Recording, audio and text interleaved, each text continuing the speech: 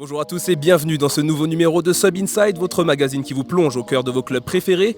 Nouvelle saison, mais le principe reste le même, on vous fait découvrir les clubs en France et ailleurs. Et pour ce premier opus de cette nouvelle saison, nous sommes rendus donc dans le sud de la France, plus précisément à Hyères. Alors si vous voulez en découvrir un peu plus sur le monstre du hockey subaquatique français, suivez-nous, Sub Inside saison 2, c'est parti.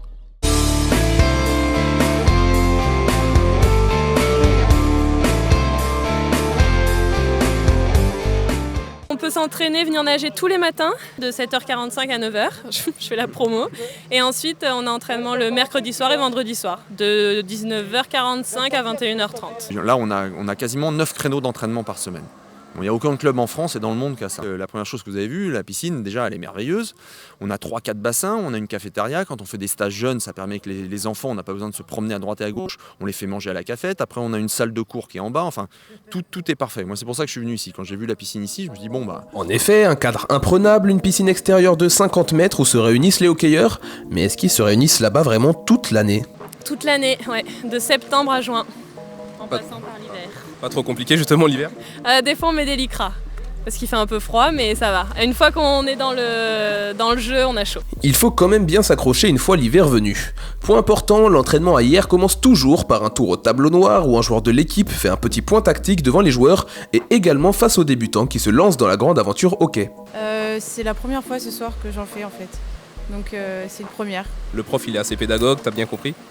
Oui, ça va, il a expliqué bien. Après, c'est mieux de voir en vrai que sur un tableau, mais on verra. Tu le sens comment du coup ce premier essai ? Moi, j'ai pas d'appréhension parce que l'apnée, je maîtrise et je fais de la natation déjà, donc ça devrait aller. Et alors, que pense le prof de l'efficacité de ses cours en préambule ? Je pense que ça marche. Après, j'essaye de faire ça avec de la bonne humeur. Souvent, c'est un bon vecteur d'information. Moi, de formation, je suis éducateur, donc ça m'aide pas mal aussi pour cet exercice-là. Revenons justement aux débutants, comment sont-ils accueillis dans le club ? Alors, quand en début d'année, il y a des nouveaux, ils s'entraînent au bout là-bas. Enfin, au bout, il y a un coach qui leur est dédié. Et pendant 1 ou 2 mois, ils découvrent le hockey, ils apprennent à apprivoiser le palais. Et ensuite, ils nous rejoignent et ils sont dispatchés dans les équipes avec des joueurs qui ont un peu plus d'ancienneté, on va dire. Et voilà, c'est comme ça qu'ils sont jetés dans le bain. Est-ce que tu penses que c'est important pour faire perdurer le club, par exemple ? Oui, bien sûr, d'avoir des nouveaux et c'est pour ça qu'on fait beaucoup de salons. On a fait le Vital Sport à Decathlon. Puis même le fait que vous soyez là aussi, ça permet aussi de promouvoir le club. Voilà. Et en parlant de début, justement, il n'y a pas de limite pour débuter le hockey. Je vais sur mes 61 ans. J'ai commencé le hockey l'année dernière, à pratiquement 60 ans. C'est quand même assez tard, non, pour commencer le hockey ? Moi, je pensais que c'était trop tard, mais l'ancien président qui avait 75 ans m'a dit que lui, il avait continué jusqu'à 74 ans. Il se dégage dans ce club une véritable volonté de transmission, quel que soit l'âge. Mais cela dit, le club appuie fortement sur la jeunesse. Mais pourquoi cette obsession ? Avoir des jeunes dans un club, déjà premièrement, ça veut dire qu'il faut s'en occuper. Et deuxièmement, c'est ce qui va vous donner l'avenir. Les vieux, leur avenir, ils ont 5, 10, 15 ans de hockey, maximum. Un jeune, si on le prend à 8 ans, peut-être qu'il a 20 ans de hockey. Et dans ces 20 ans, on aura ses meilleures années avec nous. Non, moi, ce qui me tiendra à cœur, c'est plus la génération 18-26 ans. Ou 18-35 ans, pour avoir des mecs compétitifs, des mecs et des femmes compétitifs. Mais pour avoir des gens et des femmes compétitives, il faut avoir ce que tout le monde appelle un vivier. Si j'ai 3 jeunes, 10 ans après, j'en aurai au maximum 1, et encore si je suis chanceux.